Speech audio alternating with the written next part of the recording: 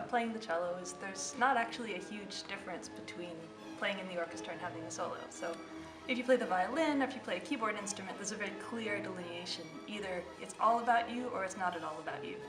And for the cello, you really get to be a little bit of everything when you play in the orchestra. You're a soloist, you're a chamber musician, you're an accompanist, and you're a member of the continuo team, just like a sports team. Everyone's got a different role and you all work together. And some of our most beloved concertos also harness this shape-shifting power of the cello. The Dvorak concerto does this the most famously, but the Boccherini concerto does it as well. Sometimes you play with the spotlight completely on you as a soloist, sometimes you get to do a duet with the oboist or with one of the violins, sometimes you accompany the whole orchestra, you just play rhythm, and then of course in the 2Ds, like all 18th century concertos, you join in with the orchestra and then you're part of the bass section again. So I think the concerto does a really good job of showcasing what's so great about playing the cello.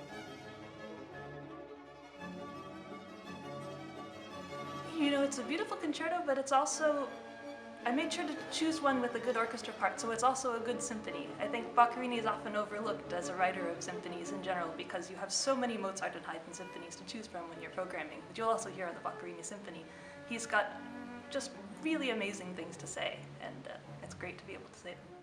What's interesting about the second movement is the cadenza at the end is actually by Boccherini. So usually when the orchestra stops playing and then you have the solo part come in by itself, you're expected to either improvise that or cheat a little bit and kind of make it up and then play what you've prepared. And in the 18th century, that all would have improvised. They were really good at that. But for this second movement, for some reason, in the original edition, there is this original cadenza. So it's nice to imagine Boccherini making that up himself, playing it, and then setting it down.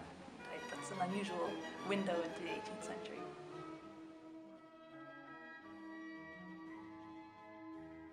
Well, Stefano is no stranger to Arion. He's been here a few times now, and I think people really respond to his specifically Italian charisma. You know, he wears his black leather pants and he paces around the stage like a panther, and he kind of winks at the people in the orchestra, and it's fantastic. It's great for the music, and it makes a great performance.